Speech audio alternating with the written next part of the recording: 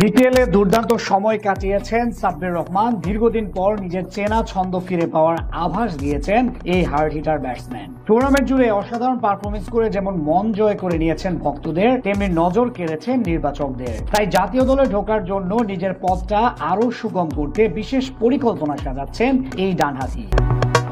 বিশেষ করে টি-20 দলে 3 নম্বর পজিশনটা দখল করতে সব ধরনের সুযোগ কাজে লাগাতে প্রস্তুতি নিচ্ছেন সাব্বির। অপার সম্ভাবনা এবং সামর্থ্য নিয়ে আন্তর্জাতিক ক্রিকেটে আগমন হয়েছিল সাব্বিরের। বিশেষ করে সংক্ষিপ্ত ফরম্যাটে টপ অর্ডারে অল্প দিনে আস্থা অর্জন করে নিয়েছিলেন সকলে। তবে সমস্যা হলো সেই ধারাবাহিকতা বেশি দিন ধরে রাখতে সক্ষম হননি তিনি। তবে এবার বাংলাদেশ প্রিমিয়ার লিগে পারফরমেন্স করে আবারও জাতীয় দলে ফিরতে মরিয়া হয়ে উঠেছেন এই ডানহাতি।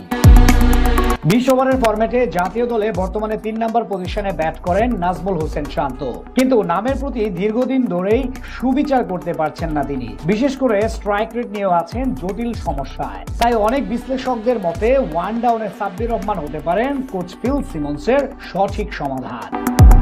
2025 বিপিএলে ঢাকা ক্যাপিটালসের জার্সি গায়ে ব্যাট হাতে প্রায় 160 স্ট্রাইক রেটে মাত্র 9 ইনিংসে 189 রান করেছেন তিনি, যেখানে ব্যাটিং গড় ছিল ইনিংস প্রতি 31.50।